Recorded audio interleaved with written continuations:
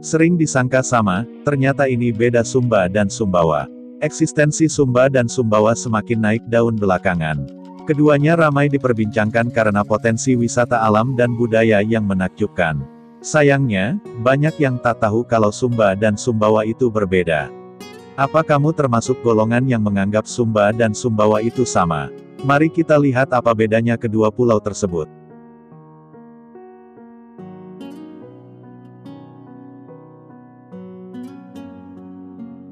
1.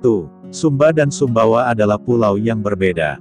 Sumba termasuk golongan pulau besar yang secara administrasi terdata sebagai bagian dari Provinsi Nusa Tenggara Timur atau NTT.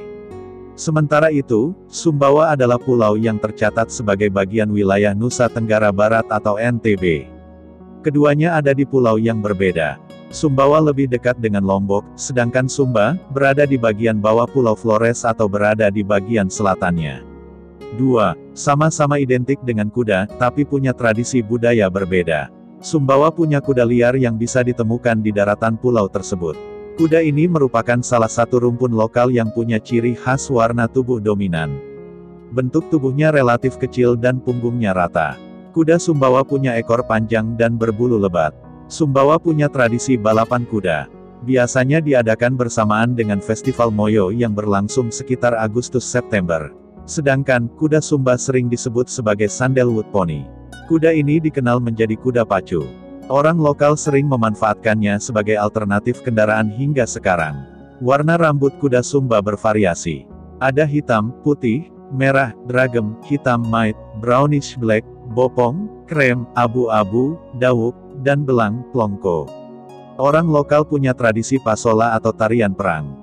Saat tradisi digelar, kuda-kuda dimanfaatkan sebagai kendaraan perangnya. Pasola biasanya digelar pada Februari dan Maret. Masing-masing rumah adat punya jadwal pasola sendiri-sendiri. 3. Sumba identik dengan Bukit Wairinding, sedangkan Sumbawa lekat dengan Pulau Kenawa. Sumba punya destinasi wisata unggulan yang belakangan sangat kesohor. Namanya Bukit Wairinding. Bukit itu terdiri atas lapisan hamparan padang rumput yang luas. Biasanya, orang yang datang akan berfoto saat matahari terbit atau terbenam. Bentang alam yang eksotis ini mampu mengangkat Sumba ke layar lebar. Beberapa sineas sempat membingkainya dalam film yang diputar di layar lebar. Seperti dalam film, Marlina si pembunuh dalam 4 babak pendekat tongkat emas, dan Susah Sinyal. Sementara itu, Sumbawa punya pulau tak berpenghuni bernama Kenawa yang tak kalah kesohor. Pulau ini sepi dan sama sekali tak ditempati penduduk. Namun, pemandangannya sangat indah. Ada bukit kecil di tengah pulau. Bukit ini menjadi ikon Kenawa. Untuk bermalam di sana, kamu harus camping.